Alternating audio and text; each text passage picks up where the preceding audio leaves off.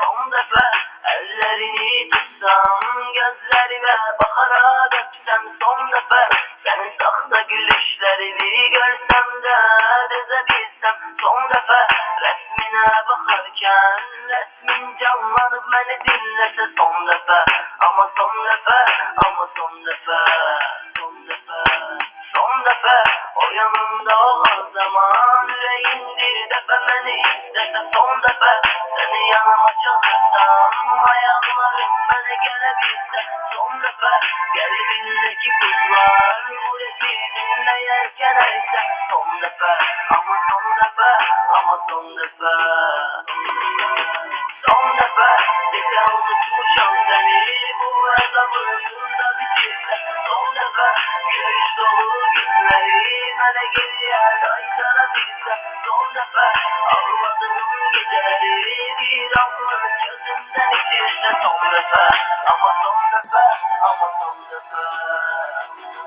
Dostum gece okuyuram dinleyir her gün sessizce, unudum nece sabredirem ruhum dinceler, arzum hayata geçince işkence, sevdiğin sahte sevgi işkence, doğradın kalbimi ince ince, deli oluram başkasının yanında seni düşününce, vicdanımı sattın bedenin onun bedenine değince, unutulmaz mı oldun ömrünce, susturuca gördüm kalbimi defalarca, şahsiyetsizim bedenim sevmediğim birinin, yüreğim bende yüreksizim gittiğin günden, hesaplara düzülen çaresizce,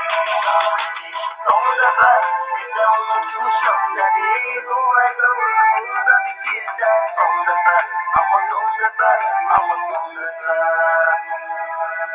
son defa bir de unutmuşum seni, bu hesabı burada bitirse, son defa gülüş dolu günleri bana geriye kaytarabilse, son defa ağladığım geceleri bir anlık gözümden içirse, son defa ama son defa, ama son defa,